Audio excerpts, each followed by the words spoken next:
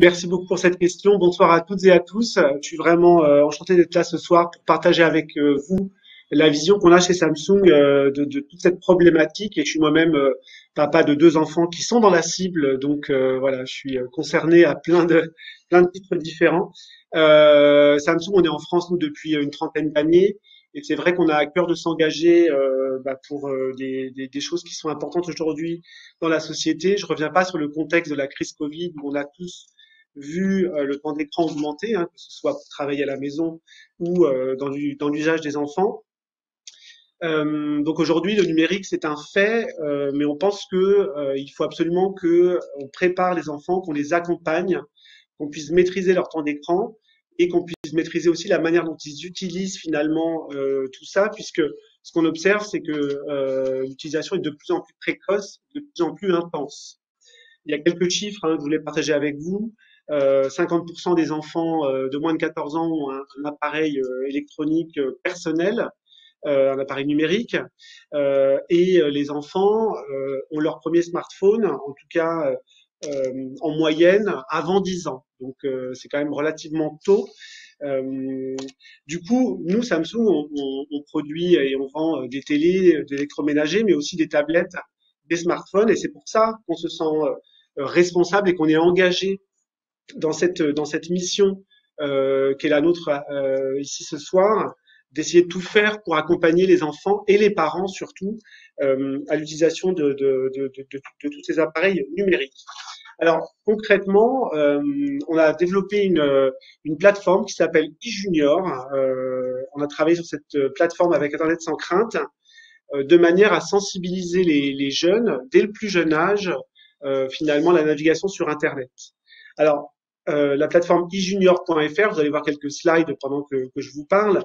Ce qui est vraiment important, c'est de savoir que c'est une plateforme accessible très facilement, que c'est gratuit, que c'est sans inscription et qu'on peut s'en servir et aller sur cette plateforme via n'importe quel appareil, une tablette, un smartphone, et que voilà, il n'y a rien de spécifique pour avoir accès au contenu, il suffit juste de se loguer sur l'adresse internet. Donc aujourd'hui, nous les retours qu'on a eus, c'est les parents sont inquiets puisque on a du mal à aborder ces questions, on ne sait pas exactement comment faire pour aborder ces questions avec les enfants. Donc dans la plateforme, on a développé 8 modules thématiques construits autour des enjeux du numérique. Les modules, les 8 sont protéger son identité numérique, gérer son temps d'écran, le respect de la vie privée, lutter contre le cyberharcèlement, éviter les dangers de l'anonymat, protéger ses données personnelles et savoir chercher et naviguer sur Internet. Voilà, ça c'est les 8 modules que vous retrouvez sur le junior.fr. C'est très varié et vous avez vu là, en même temps que je parle, une petite diffusion de ce site. Ça a été vraiment construit pour que ce soit ludique. Donc on trouve sur cette plateforme des vidéos, des quiz, des activités à faire en famille. Le but, c'est vraiment de créer la discussion entre l'enfant et ses parents, ou même les enfants et les enseignants, puisque cet outil peut être également utilisé en classe.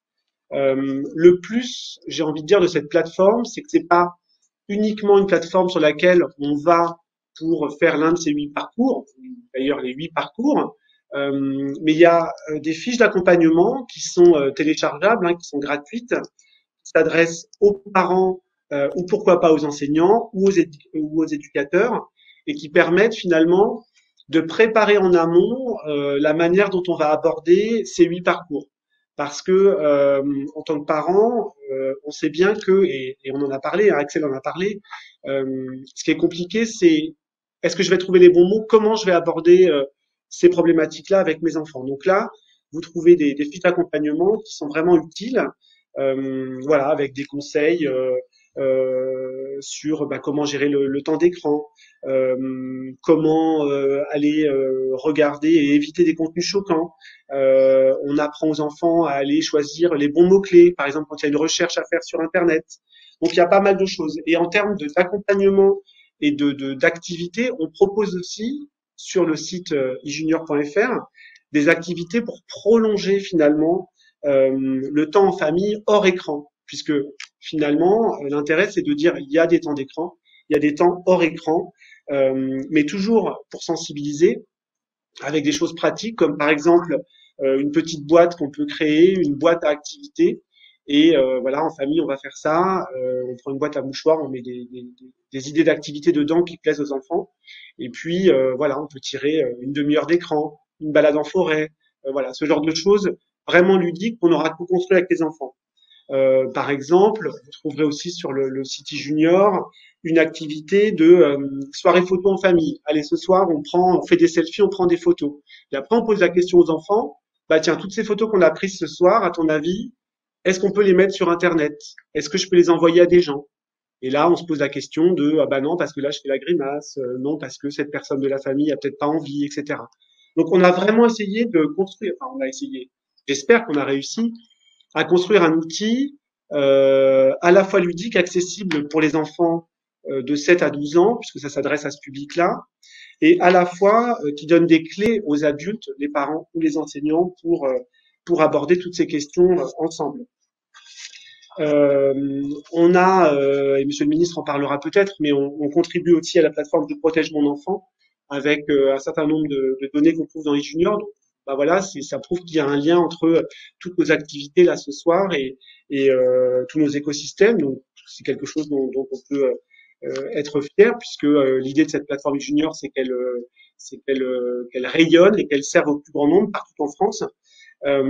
Et pour revenir sur l'utilisation, on l'a testé dans une classe ici à Saint-Ouen, puisque notre siège est basé à Saint-Ouen, et on a eu des retours vraiment très positifs de la part des enseignants de l'école Jean de La Fontaine ici. Donc voilà, c'est aussi un outil, je pense qu'il faut pousser, pourquoi pas dans les écoles. Et je sais que ce soir on a aussi des enseignants qui nous écoutent, donc n'hésitez pas à aller faire un tour sur notre plateforme. Deuxième outil, j'essaye de faire très vite, je ne sais pas si je suis en retard.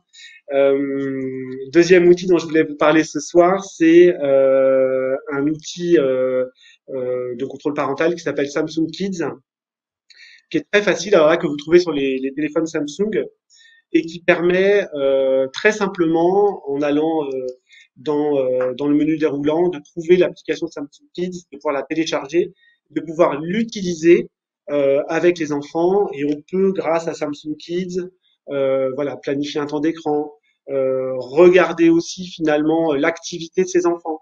Alors c'est pas pour les fliquer, c'est aussi pour pouvoir parler avec eux et pouvoir aborder avec eux toutes ces questions autour de la navigation en toute sécurité sur Internet. Donc cette application, je vous disais, elle est embarquée dans tous nos téléphones, nos tablettes. Elle est assez facile d'accès euh, et elle permet là encore de discuter en regardant un rapport d'activité, de discuter sur la manière dont votre enfant aura navigué sur Internet. Donc aujourd'hui, si je devais conclure cette petite prise de parole rapide, on est tous alignés, je pense, parents, professeurs, fabricants, associations, autour de cette problématique de l'accompagnement de la vie numérique de nos jeunes, hein, de nos enfants. Et nous, on a la volonté chez Samsung d'avoir une vision un peu 360 avec à la fois eJunior qui vient apporter finalement une ressource éducative pour que les enfants, les parents, les enseignants travaillent cette question, le Samsung Kids qui permet d'être un outil de contrôle, et puis finalement ce qu'on fait ensemble là ce soir, le faire savoir, puisque Axel l'a très bien dit, il faut que les familles s'emparent de ce sujet parce que voilà, le numérique, on est dedans et peut-être qu'il est trop tard un jour quand on est adolescent et qu'on n'a pas abordé ces questions-là. Dernière chose que je voulais dire, nous on est convaincus que rien ne remplace en fait le dialogue. On pense que toutes les applications possibles de contrôle ne remplaceront jamais le fait de discuter et de se poser avec les enfants, donc que ce soit les parents, que ce soit les enseignants dans d'autres structures. Il faut vraiment aborder tout ça. Aujourd'hui, il y a un sondage Ipsos qui est sorti où on voit qu'il y a un décalage énorme entre la perception des parents sur l'usage du numérique de leurs enfants et la réalité. Donc, c'est probablement quelque chose qu'il faut avoir en tête. Et voilà, il faut aller sur le dialogue, il faut construire des choses positives ensemble parce que le numérique, c'est pas mal.